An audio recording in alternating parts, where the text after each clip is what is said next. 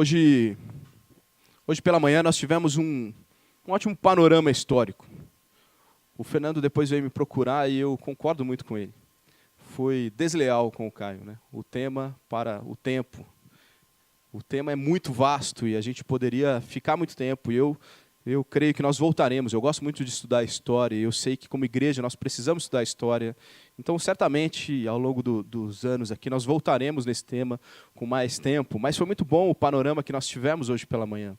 O que nos levou até essa necessidade da reforma que aconteceu 500 anos atrás. Nós pudemos lembrar isso. E hoje, então, eu queria pensar com os irmãos no resumo de tudo o que aconteceu nessa reforma, que é resumida por essa expressão, as 5 solas, que nós temos ali na placa da nossa igreja, por exemplo. Ela estava aqui no mural já há mais de um mês, né, e os irmãos têm visto aí no começo e no final do culto. Essas 5 afirmações que resumem todo o pensamento da reforma e influencia até nós nos dias de hoje. Nós reconhecemos que, como batistas, nós não somos uma igreja estritamente reformada. Nossa doutrina é influenciada pela reforma protestante, certamente. Mas nossa doutrina tenta e tende sempre a ser uma doutrina apostólica. Nós queremos ser a igreja que Deus fundou em Atos 2. As mudanças de tempo trazem algumas mudanças de liturgia, de comportamento. Mas na nossa doutrina, nós queremos estar ali. Mas a reforma muito nos ajudou. Nós, como denominação, surgimos um pouco depois da reforma, já no século XVII. Um pouco mais de um século depois de Lutero ter fixado as suas 95 teses lá na Alemanha. Mas nós somos muito influenciados. E nós somos muito devedores à reforma protestante. Por isso, então, queremos pensar nela nessa noite e nesses 5 solas. Tanto somos influenciados que, como igreja, colocamos na placa da nossa igreja, para qualquer um que passe aqui e veja qual é a base do nosso pensamento doutrinário. Então, à noite, eu queria pensar agora com os irmãos nesse resumo. Um resumo que não veio de Lutero. Ele vem alguns anos depois. Essas 5 expressões surgem alguns anos depois como um resumo do pensamento dos reformadores e de tudo que eles estavam lutando. Esses 5 pontos são 5 pontos exclusivos e que são a base da soteriologia reformada. E, consequentemente, então, sendo a base da soteriologia, ela é a base de toda a teologia reformada. Uma vez que o seu pensamento soteriológico ele tem grande influência na sua compreensão sobre todas as outras áreas da doutrina. O que você pensa sobre Deus, o que você pensa sobre Jesus, o Espírito Santo, a igreja, o homem, tudo tem influência do que você pensa sobre a salvação. Então, antes de pensarmos exatamente nessas 5 solas, nessas 5 afirmações, eu queria começar fazendo algumas definições importantes. Em primeiro lugar, porque 5 solas, né? O 5 é óbvio, são 5 itens, né? São 5 pontos fundamentais. E a palavra sola, ou os seus derivados aí, soli, solos, eles vêm do latim e significam somente em português, ou apenas. Isso já foi dito aqui, mas para que a gente possa lembrar, já que a maioria de nós não fala latim, não teve latim na escola, né? Tirando o Pimpim, que é dessa época que estudava latim na escola, a maioria de nós não estudou latim. Mas essa expressão surgiu pelo latim ser a língua mais corrente na época, principalmente no que se relacionava à teologia, à igreja.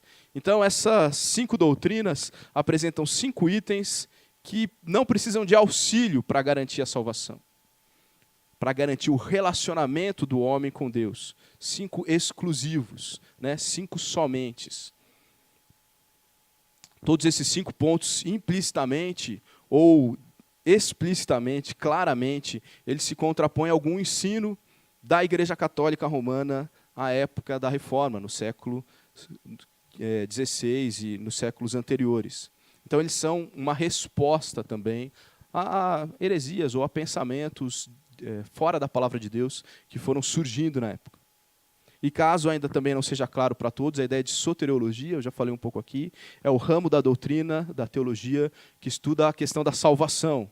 E a soteriologia, então, ela busca responder biblicamente como o homem é salvo, do que o homem é salvo, por que o homem é salvo, por quem o homem é salvo, qual é o custo dessa salvação, né? Qual é a participação de cada um na salvação, seja do Pai, do Filho, do Espírito Santo e até do ser humano, qual é a participação.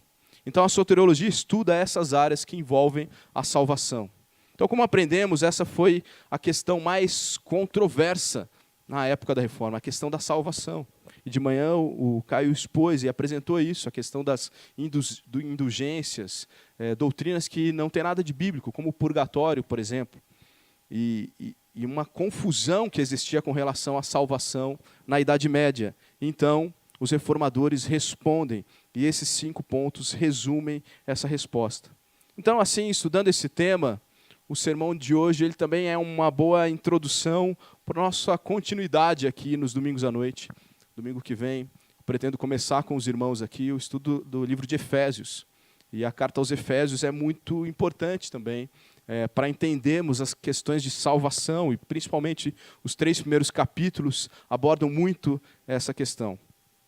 Então vejamos esses 5 pilares da fé reformada que foram fundamentais para o pensamento teológico de Martinho Lutero, para outros reformadores e ainda é fundamental para nós, Igreja de Cristo, nos dias de hoje.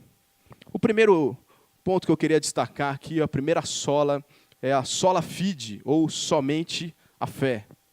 Somente a fé.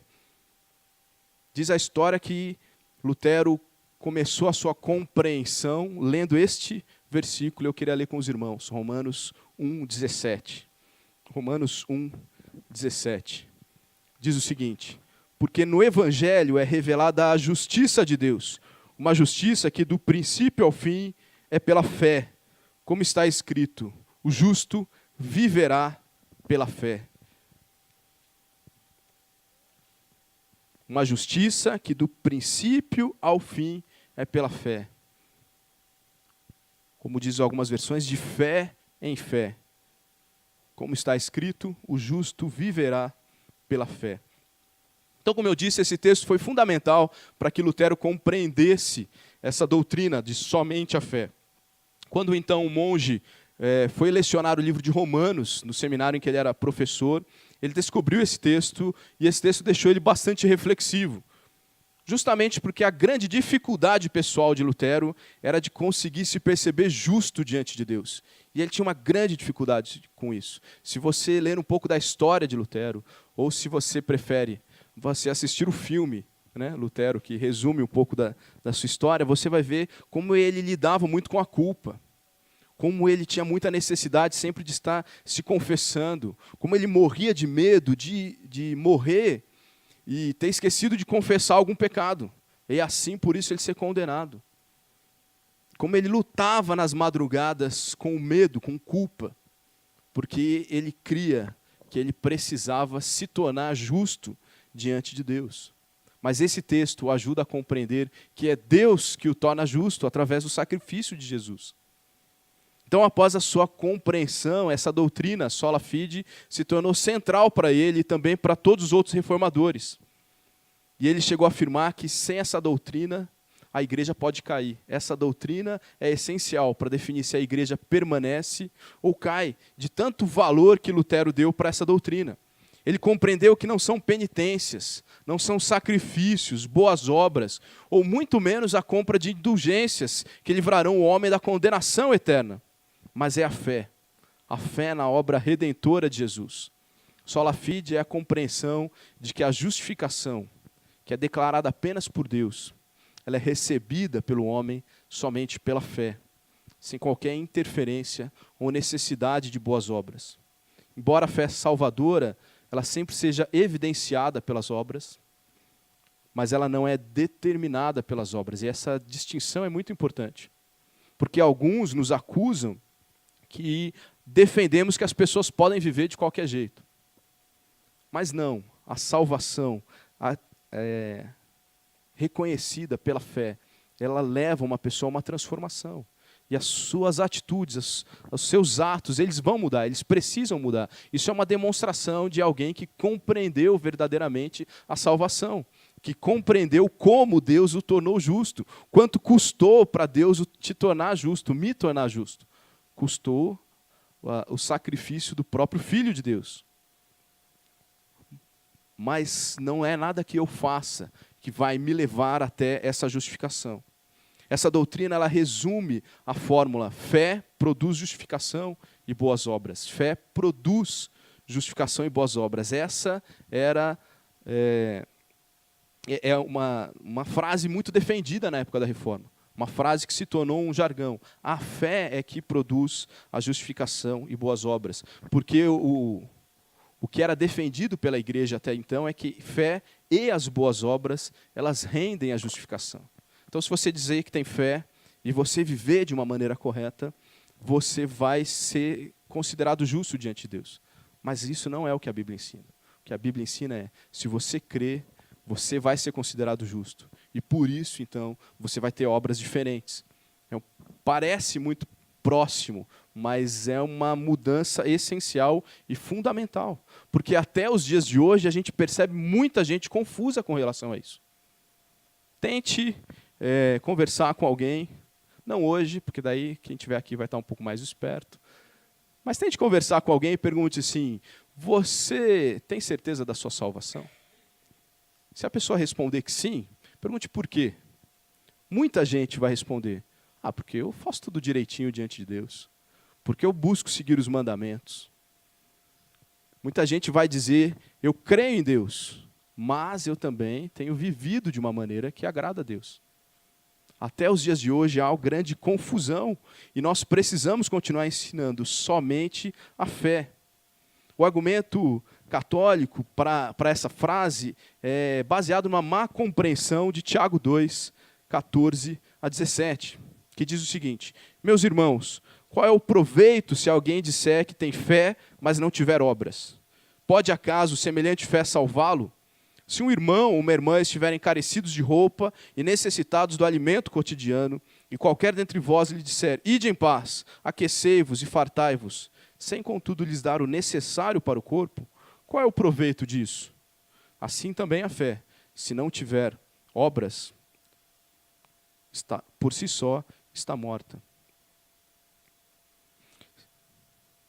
Se compreendemos que Tiago está defendendo a salvação pelas obras, e essa foi a compreensão de muitos dentro da igreja, para dizer fé mais obras redundam em salvação.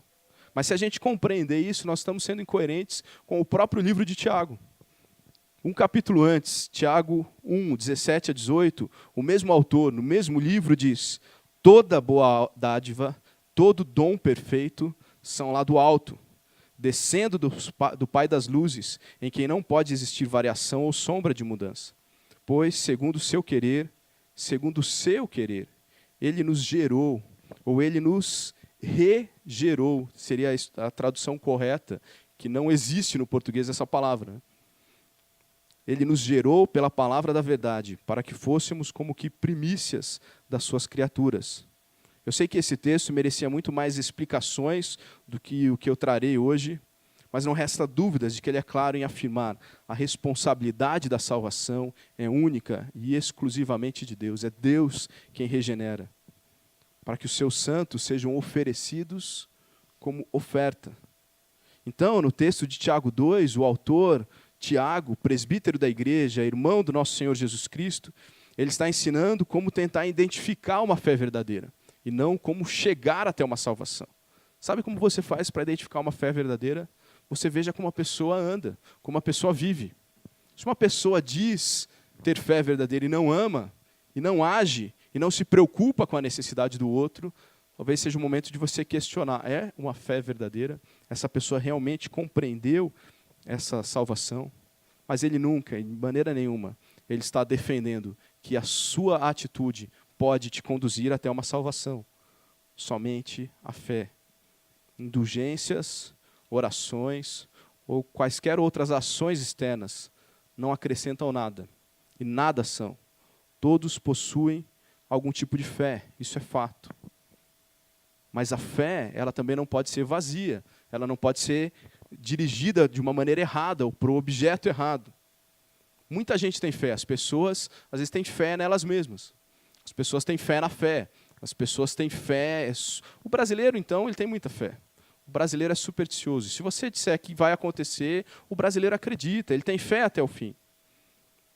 Mas a fé verdadeira, ela não é morta. Ela dá sinais de vida através das suas atitudes. A fé verdadeira, ela não é vazia, porque ela é corretamente direcionada. Não é fé em mim, não é fé na minha igreja, não é fé no meu pastor, não é fé no culto, é fé no Deus que salva. É fé no Deus encarnado, que morreu e ressuscitou pelos meus pecados. Somente essa fé é necessária. Somente essa fé pode te dar a salvação. A fé na provisão divina, para que Deus mesmo possa nos tornar justos. Antes de Cristo, as pessoas eram salvas pela fé no livramento que Deus um dia ia prover. As pessoas que vivem depois de Cristo, como nós, são salvas pela fé na provisão que Deus já deu, em Cristo Jesus, sua morte e ressurreição. Jesus Cristo é o alvo correto da fé, e somente a fé em Jesus Cristo pode te dar salvação. Conscientes disso, então, os salvos agem, os salvos praticam boas obras. A verdadeira distinção entre as visões protestante e católica está no meio pelo qual o crente é justificado. Se na teologia católica as obras de justiça são consideradas meritórias para a salvação, além da fé, porque nunca se desconsidera a fé. Mas nós cremos, como influenciados pela Reforma, como cristãos protestantes, nós cremos que as obras de justiça são resultado e evidência da verdadeira justificação e regeneração que o crente recebeu somente pela fé. Somente pela fé. O ensino na época da Reforma era tão distante da Bíblia que antes da Reforma a igreja proclamava que a compra de indulgências tinha o poder de deixar o pecador mais limpo do que saíra do batismo. Ou melhor ainda, mais limpo do que Adão antes de cair. A igreja estava anunciando isso. Se você pagar aqui e comprar um documento assinado pelo Papa, você será mais santo do que era Adão, antes mesmo de Adão conhecer o pecado. À época, a igreja anunciava que a cruz do vendedor de indulgências, ela tinha tanto poder como a cruz de Cristo. O Papa tinha poder para perdoar não somente os pecados passados, mas também os futuros. O anúncio era de que a cruz do vendedor de indulgências ela era tão poderosa quanto a cruz de Cristo. O Papa ele podia perdoar pecados passados e futuros, de pessoas vivas ou mortas. De quem é esse poder, meus irmãos? Quem tem poder de perdoar todos os pecados? São pessoas? Sou eu? É você? É algum líder? É um doutor em teologia? Se você tivesse alguém querido seu, que já estivesse morto, e por isso ele não tinha mais como fazer algo pela sua própria vida, isso não seria problema na Idade Média. Porque você compraria uma indulgência em nome do seu parente morto, e você o livraria do purgatório. Como ouvimos hoje pela manhã aqui, a frase era, tão logo a moeda caísse no cofre, a alma saía do purgatório. Olha que maravilha. Você vive do jeito que você quiser, só deixa uma herança para que depois que você morrer, alguém pague. Esse era um ensino muito, muito distante da Bíblia. Você nunca vai encontrar nada parecido com isso na Bíblia. Foi contra esse tipo de ensinamento que a igreja se ergueu, declarando somente a fé, sola fide. A igreja então clamou, pare com essa enganação. Não coloquem preço no que o próprio Deus não colocou. E olhando para os nossos dias, meus irmãos, eu vejo que nós precisamos gritar de novo essas frases. Somente a fé. Parem de colocar preço em coisas que Deus não colocou. Parem com essa enganação. Igrejas que se colocam como verdadeiros pedágios entre o fiel e Deus. Exigindo coisas que Deus nunca prometeu, pedindo em troca coisas que nunca Deus pediu. Rituais, superstições, mandingas até, tudo isso está dentro da igreja e tirando a exclusividade do somente a fé.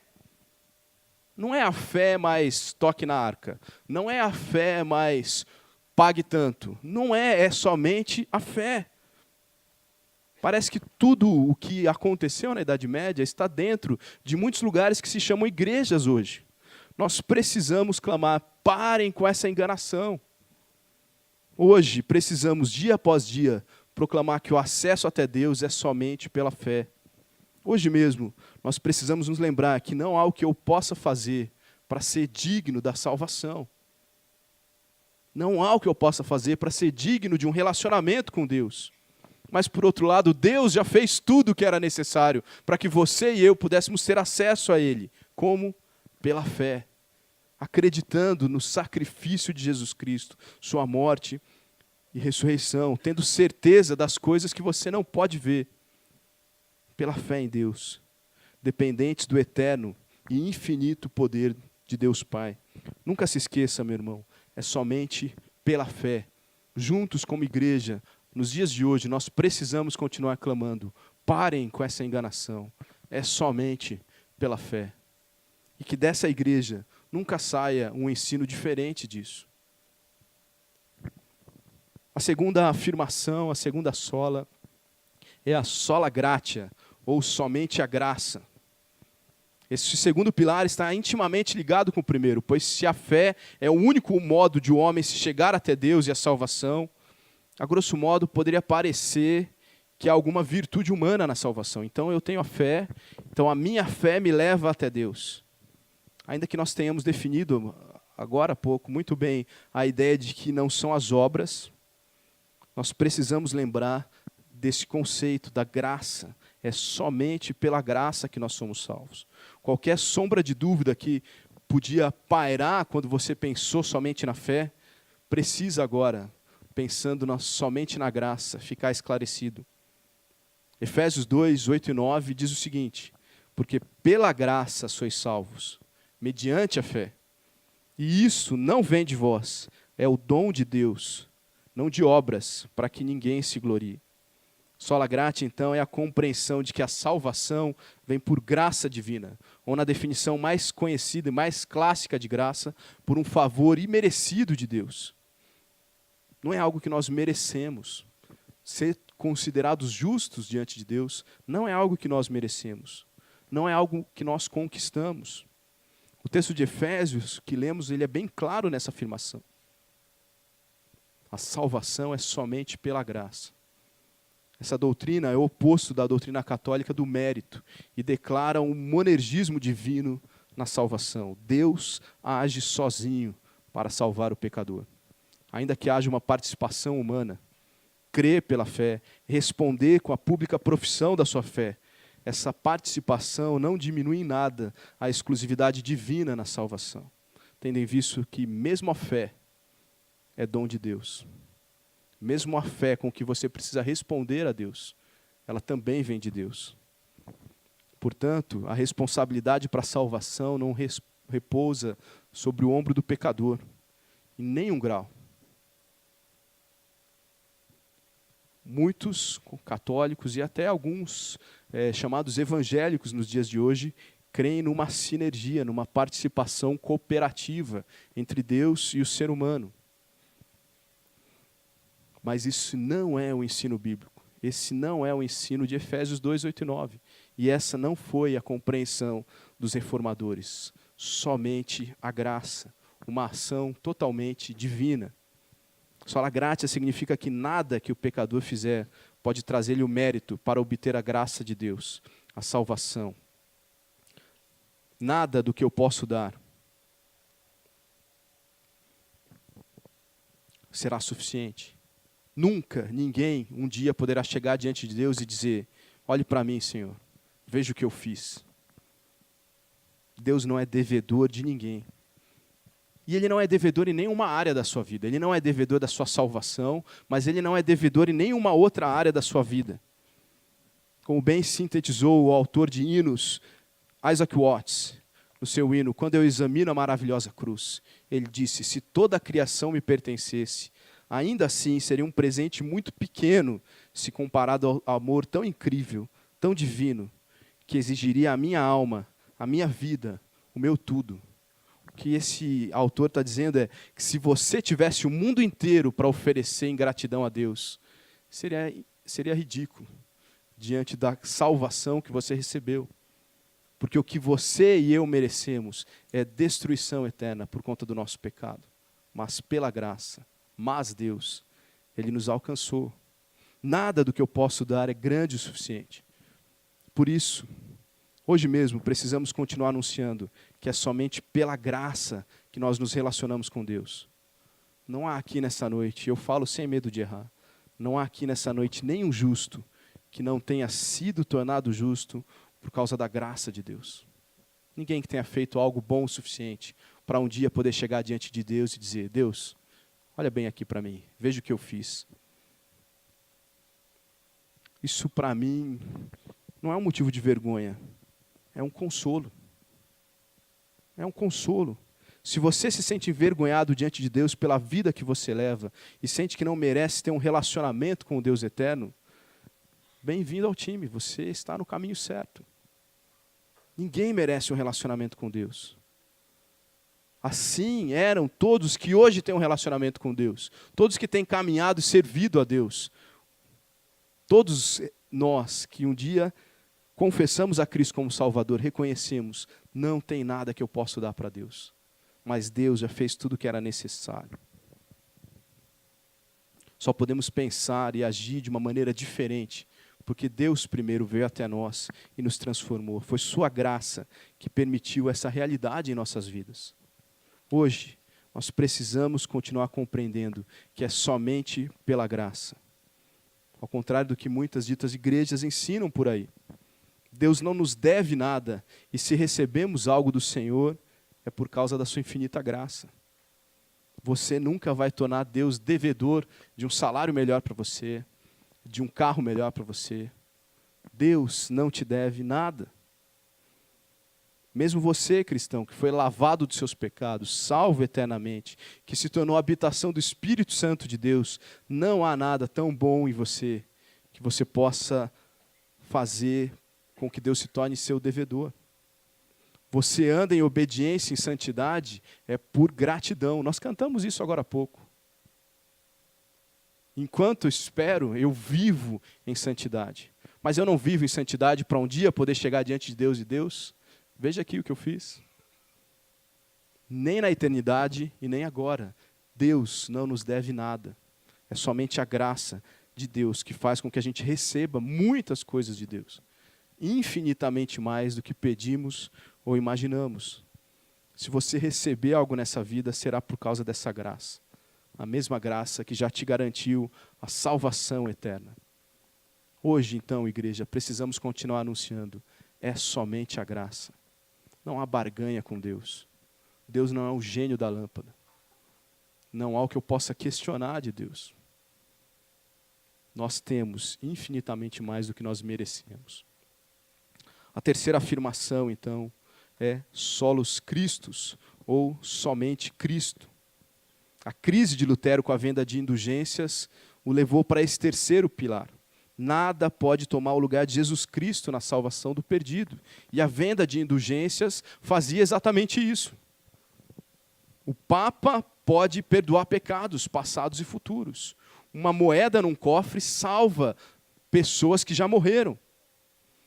Não há papa, não há santo, não há líder religioso, não há igreja, ninguém que possa intermediar nossa relação com Deus, além de Jesus Cristo. Isso é exclusividade de Jesus.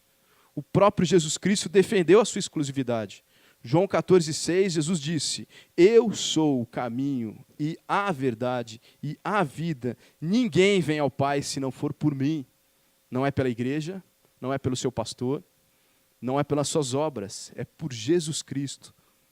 Os apóstolos compreenderam muito bem essa exclusividade. Atos 4,12 diz: não há salvação em nenhum outro, porque abaixo do céu não existe nenhum outro nome dado entre os homens, pelo qual importa que sejamos salvos. Essa era a mensagem dos apóstolos.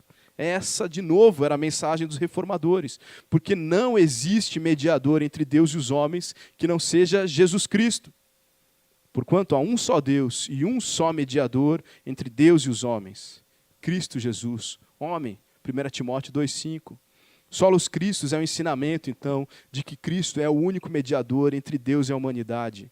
Não há salvação através de nenhum outro. A centralidade de Cristo sempre foi tão importante para a igreja, que logo no primeiro século cunhou-se a expressão cristão para os seguidores de Jesus Cristo.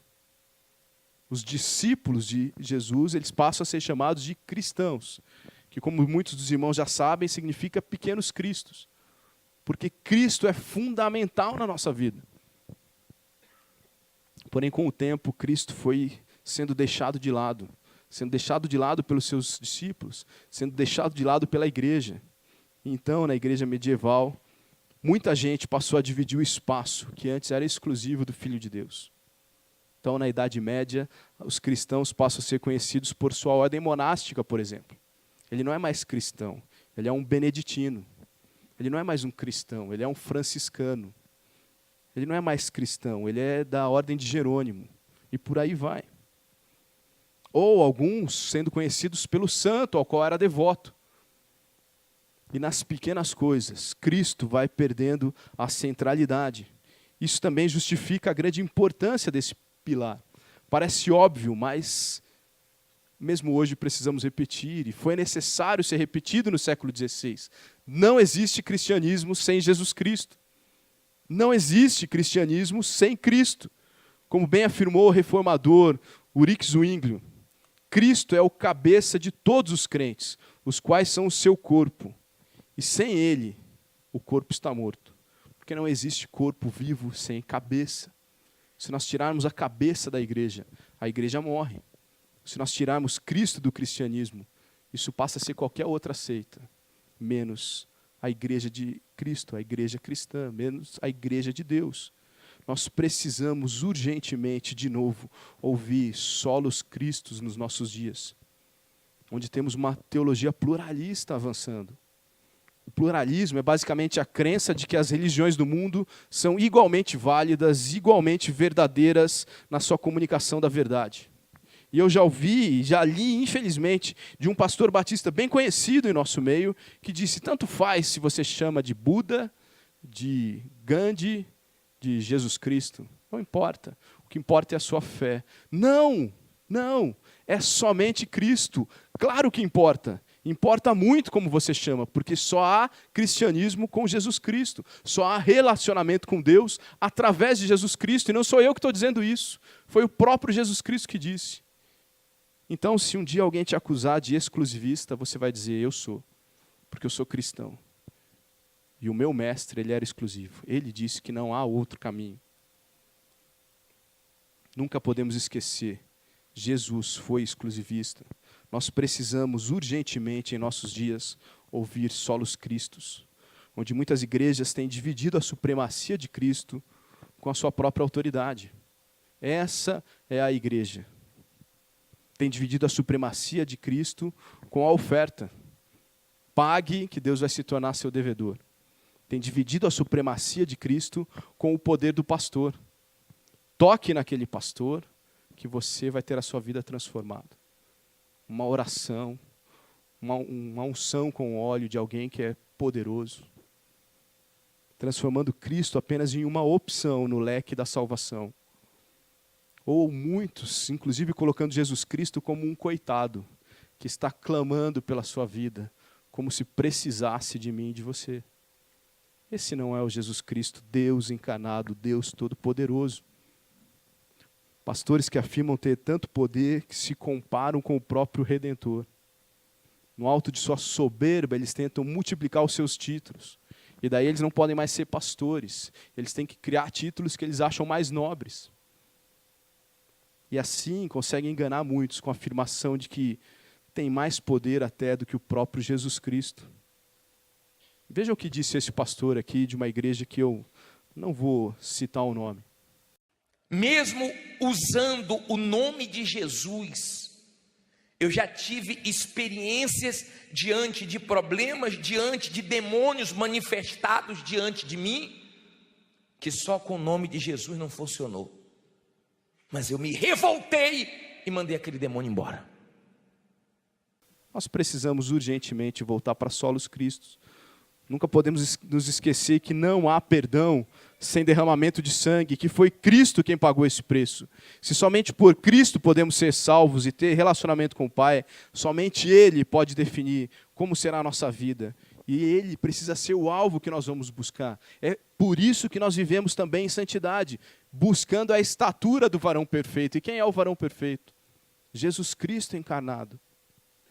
Conta a história que o famoso maestro italiano Arturo Toscanini, após uma empolgante execução da 9ª Sinfonia de Beethoven, ele olhou para a sua orquestra e disse: eu não sou nada, vocês não são nada, Beethoven é tudo. Se Toscanini pode dizer isso sobre um compositor que, por mais brilhante que tenha sido, não fez nada além de ótimas músicas, e hoje está morto. Por melhor que Beethoven foi, ele está morto. Quanto mais nós, cristãos, devemos dizer sobre o nosso Salvador, que não está morto, e que a sua obra foi muito maior do que belas canções. Foi vida. Cristo nos deu vida. Então hoje nós precisamos lembrar do Solus Christi e dizer: eu não sou nada, vocês não são nada. Cristo é tudo. Somente Cristo. A quarta sola é sola scriptura, ou somente as Escrituras, somente a Bíblia. Nós vivemos em um mundo cheio de reivindicações de verdades que são concorrentes. Nós estamos, eu creio, passando um pouco da fase em que todas as verdades, cada um tem a sua verdade, viva como quiser. Nós estamos passando um pouco dessa fase, porque as pessoas já perceberam que isso é impossível. É impossível eu dizer uma coisa A, o outro dizer B e um terceiro afirmar que os dois estão certos. E nós percebemos isso, inclusive, pela ditadura das minorias que nós vamos vivendo. Se cada um tem a sua verdade, eu defendo uma ideologia de gênero. O outro defende a ideologia de Gênesis. E cada um tem a sua verdade e há respeito. Mas hoje já não há mais respeito. Há imposição da verdade alheia. Uma ditadura das minorias. Quando não há um absoluto, as afirmações elas ficam vazias, recheadas de achismos. Durante essa semana eu assisti, acho que um dos piores canais que tem com relação a essa questão de ideologia de gênero é a GNT. E ela tem 2 programas que são muito ruins. Se você um dia for assisti-los, ore bastante antes e ore com essa intenção de perceber o engano. Tem um programa que chama Saia Justa e o outro que chama Papo de Segunda. Um é um monte de mulher trocando as suas ignorâncias, o outro é um monte de homem trocando as suas ignorâncias. E é isso. Quando você não tem um absoluto, não, eu acho que é isso, então tem que ser isso. E defendendo o pecado abertamente. Por isso, o quarto pilar ele continua fundamental. E ele não é fundamental somente para a nossa soteriologia, mas ele é fundamental para todo o nosso conhecimento sobre Deus. Alguns chegam a ponto de nos acusar de ser biblistas ou bibliólatras. Mas o fato é que nós não colocamos a Bíblia acima de Deus.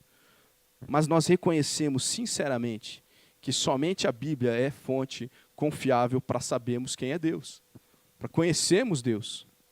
Porque a própria Bíblia nos ensina isso. 2 Timóteo 3, 16 e 17. Toda a Escritura é inspirada por Deus e útil para o ensino, para a repreensão, para a correção, para a educação na justiça, a fim de que o homem de Deus seja perfeito e perfeitamente habilitado para toda boa obra. Sendo assim, sola Scriptura é o ensinamento de que a Bíblia é a única palavra autorizada e inspirada por Deus. E por isso mesmo é a única fonte para a doutrina cristã. O que cremos, isso é a doutrina, o que cremos. Mas ela também é a única fonte para a prática cristã, como vivemos. Afirmar que a Bíblia não exige interpretação fora de si mesmo é defender um outro conceito, a stricto scriptura, ou seja, a escritura estritamente. Eu não sou bom assim de latim, mas é essa a ideia. Não é isso que nós defendemos aqui. Na verdade, até em aula aqui na igreja, nós já ensinamos isso. Como você precisa conhecer um contexto de um texto bíblico, como que a história pode acrescentar compreensão para você, como é necessário para nós hoje uma tradução, por exemplo. Se não existisse o conhecimento dos dicionários, os léxicos, nós não poderíamos nem ler a Bíblia. Nós não estamos dizendo que você não pode trazer nada extra. Pelo contrário, eu até recomendo boas Bíblias comentadas. O Wilson aqui tem uma que eu acho muito boa, MacArthur. E quando você tiver alguma dúvida, ele vai trazer algumas informações, algum conhecimento. Mas não é palavra de Deus nada além do que está nos livros bíblicos, do que está nos versículos. O título que tem aí em cada parágrafo da sua Bíblia não é palavra de Deus. Pode te ajudar a compreender a palavra de Deus, mas não é a palavra de Deus. O comentário que tem no rodapé da sua Bíblia não é palavra de Deus. Somente os versículos são. Então, na verdade, defendemos que a Bíblia é suficiente. Mas, como ela é suficiente, exige que nós a compreendamos corretamente. Por isso é útil que, através da história, conheçamos o pano de fundo de cada autor, de cada livro. Isso não está em contradição com essa doutrina da sola scriptura. Ainda que nunca, e tenha cuidado com isso, nunca colocaremos outro livro em pé de igualdade com a Santa Escritura, como algumas outras ditas igrejas fazem por aí. Talvez você já tenha visto essa imagem, por exemplo. Essa imagem pergunta, qual banquinho é mais estável? E ela, sim, tenta desqualificar a suficiência das Escrituras na nossa vida. Porém, o mais correto nesse desenho não é considerar a Bíblia como sendo uma perna de um banco, um pé de uma cadeira. Mas a Bíblia é o próprio chão. Porque se você tirar a Bíblia, você tirou o chão onde você pode apoiar a sua cadeira, a sua fé. A Bíblia é o nosso ponto de partida. Mas a Bíblia também é a nossa bússola. A Bíblia é nosso limitador quando pensamos em conhecimento sobre Deus. Você não pode ir nada além do que a Bíblia diz. Uma vez que o que vem do Senhor é estável, como é o próprio Deus. O que vem do homem é falível, como é falível o próprio homem. Quantas tradições já foram mudadas? O Caio mencionou uma aqui, que eu não sabia, hoje pela manhã. Existia a doutrina do purgatório. Hoje não existe mais. Um dia alguém achou que isso existia, no outro dia alguém achou que isso não mais existia. Mas o que está na Bíblia não muda. Não muda. E, meus irmãos, esse livro é o livro antigo mais confiável que existe em questão literária, por exemplo. Nenhum livro antigo como a Bíblia tem tantas evidências, tantas cópias, tanto material que permite a reconstrução do texto com exatidão. Apesar de nenhum outro livro ter sido tão atacado ao longo da história e com tantas tentativas de fraudá-lo ao longo da história. Mas como ele é a palavra de Deus, Deus mesmo preservou através da sua igreja. E ele é o livro antigo muito confiável, mais confiável de todos. Nós acreditamos em Sócrates, nós acreditamos em Platão, nós acreditamos em Heródoto, mas é ridículo a comparação que há de registro dos escritos desses homens. Na verdade, nem se sabe se Sócrates existiu ou se ele era uma lenda. Com o que há de registro, de documento da Bíblia, espalhado aí, arquivado em museus, seja no Vaticano, seja na Grécia, seja na Turquia, em diversos outros lugares. As tradições já mudaram. A Bíblia não muda. Bulas papais já mudaram. A Bíblia não muda. A palavra de Deus sempre permanece. Essa doutrina também foi uma das mais revolucionárias da Reforma Protestante. A Igreja Católica Romana somente permitiu a leitura da Bíblia por um leigo no concílio chamado de Vaticano II, no ano de 1965. Então, quando Marcos nasceu, por exemplo, era proibido um católico ler a Bíblia, em 1965. Porém, desde o século XVI, as igrejas reformadas elas vêm incentivando todos os dias, todos os fiéis, tenha a sua Bíblia. E outra, não só tenha, leia a sua Bíblia. A imprensa cumpriu o seu grande papel de, primariamente, reproduzir a Bíblia em larga escala. Línguas que eram, inclusive, ágrafas. O que é uma língua ágrafa? É uma língua que é só falada, não tem escrita. Línguas foram grafadas para que as pessoas pudessem ser alfabetizadas, para que elas pudessem ler a Bíblia. É uma grande revolução o que essa doutrina trouxe para o mundo, para a Europa. E a Europa colhe, até os dias de hoje, esse legado. Se você procurar mapas ou índices de alfabetização no mundo, você vai ver que a Europa ela está entre os países os países europeus estão entre os países mais alfabetizados do mundo. Seus índices de alfabetismo, eles estão acima de 97%. Mas a realidade na Idade Média era exatamente o contrário. Era possível, a gente não tem números precisos, não existia estatística, né, na época, mas é possível que apenas 5% da população europeia era alfabetizada na Idade Média. E a Reforma, então, intencionalmente, faz essa revolução na educação. E as pessoas são alfabetizadas, porque todo mundo precisa ouvir Deus. E como que você ouve Deus? Nas páginas da sua Bíblia. Precisamos sempre afirmar sola Escritura, porque somente pela Bíblia poderemos filtrar com confiança o que as pessoas têm afirmado, o que as pessoas afirmam sobre relacionamentos. É certo ou errado? Só a Bíblia pode me dizer. O que as pessoas afirmam sobre moral. É certo ou é errado? Só a Bíblia pode me dizer. O que as pessoas afirmam sobre Deus, sobre a origem do universo, sobre qualquer outra questão importante. Eu só posso ter certeza se a Bíblia filtra para mim. Porque o que é certo, mesmo que ninguém faça. O que é errado, mesmo que todo mundo esteja fazendo. Agora, o que determina o que é certo ou errado? A verdade. Jesus Cristo é a verdade. E a palavra de Deus é a verdade. Crendo na suficiência das Escrituras, é que nós poderemos manter um norte para a nossa vida. Só a Escritura também nos protege de elevarmos credos e confissões, ou qualquer outro documento, qualquer ideia humana, ao nível das Escrituras. Nossa igreja tem uma declaração de fé. Mas para todo mundo que eu faço discipulado, eu digo, essa declaração de fé é o que nós entendemos que a Bíblia ensina. E se um dia nós formos advertidos que a Bíblia ensina algo diferente, o que vai mudar é a nossa declaração de fé. Porque a Bíblia não falha. Pelo contrário, ela sempre fala. Devemos estar sempre atentos para não cometermos o mesmo erro de Roma, que abraçou a tradição, que tenta vincular a consciência dos cristãos a áreas que a Bíblia não vincula. Assim a gente perde o referencial absoluto e seguro. Só conhecemos Deus pela palavra de Deus. Nos dias de hoje, a igreja precisa dessa doutrina mais do que nunca. Mais do que nunca. As lições da reforma têm sido esquecidas em sua maioria. E a igreja, mais uma vez, começou a confiar em autoridades supremas fora das Escrituras. Uma vez, eu conversando com o senhor de uma igreja aí, que não convém mencionar o nome, eu perguntava para ele, por que o senhor faz isso? E ele diz assim, porque a Bíblia ensina.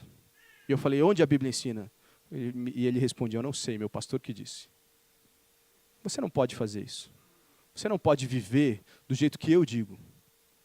Ainda que eu quero, semana após semana, te ensinar aqui. Mas eu quero que você esteja com a sua Bíblia aberta e confirmando.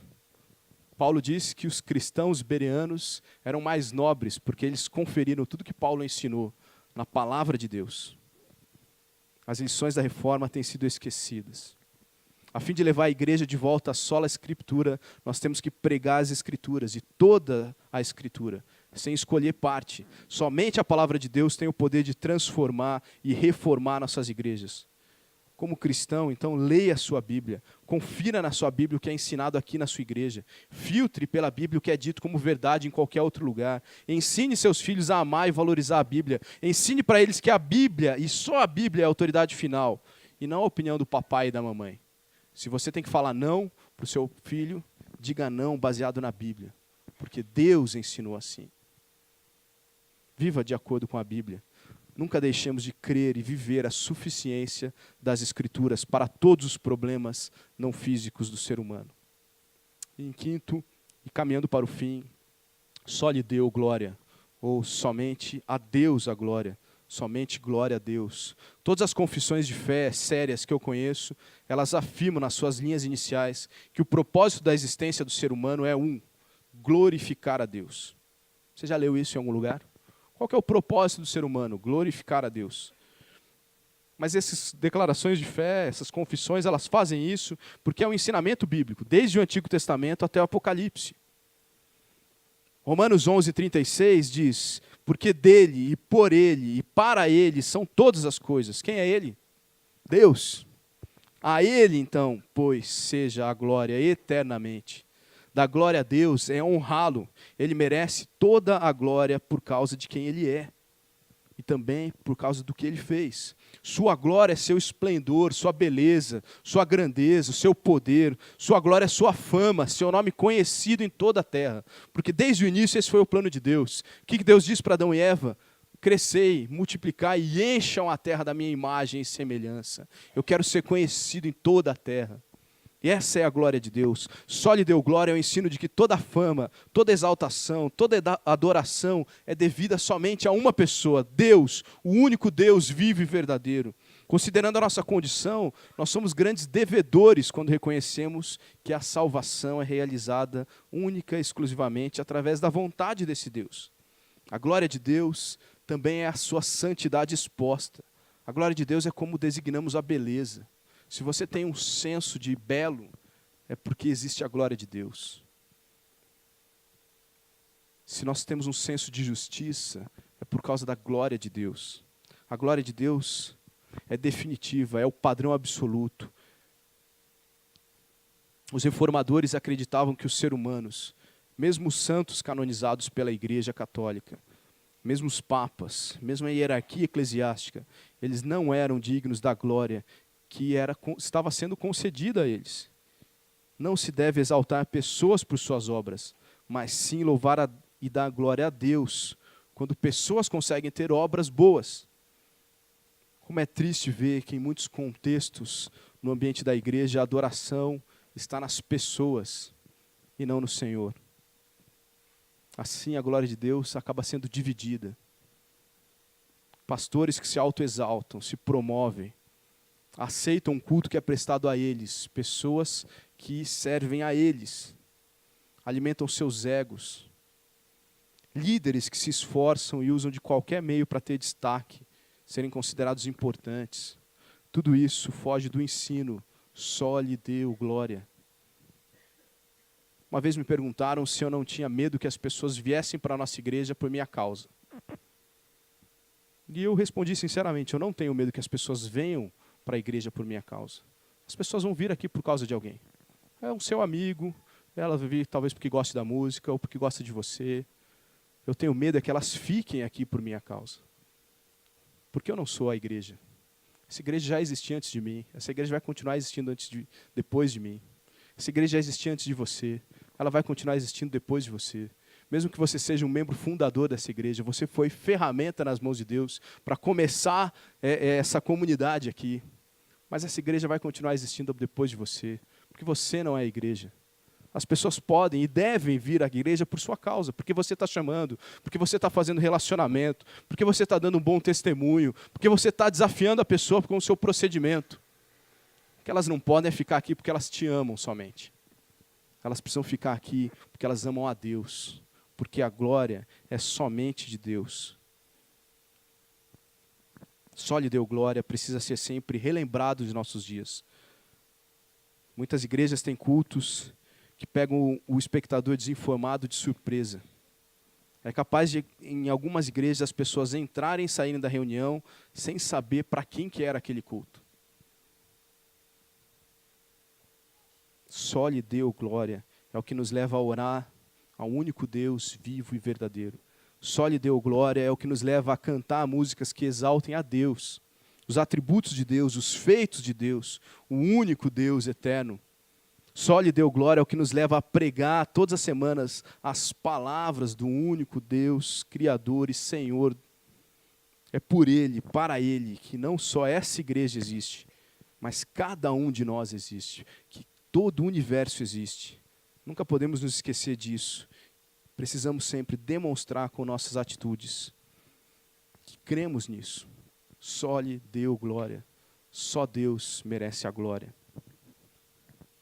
Sola fide, somente a fé. Sola gratia, somente pela graça. Solus Christus, somente Jesus Cristo. Sola Scriptura, somente a Bíblia, somente as Escrituras. Só lhe deu glória. Glória apenas e exclusivamente a Deus. 5 pilares que devem ser sempre lembrados. 5 pilares que precisam ser sempre estudados e bem compreendidos.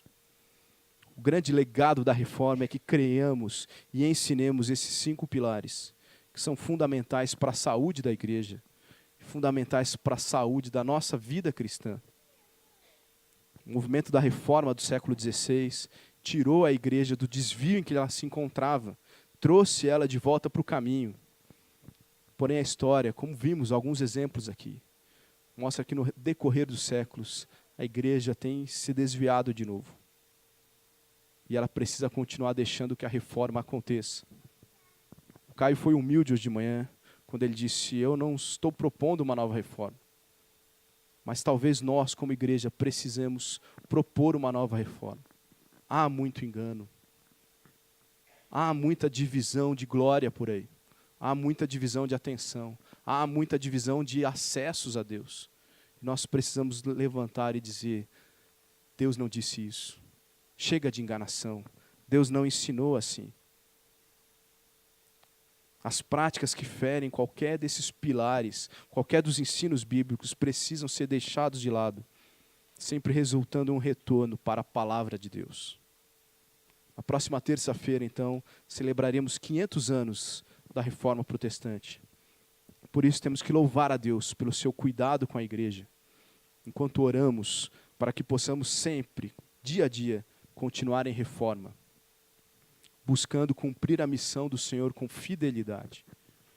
Que as lições de ontem também sejam lições de hoje, para que a igreja de hoje seja tão fiel ao Mestre como foi a igreja de ontem.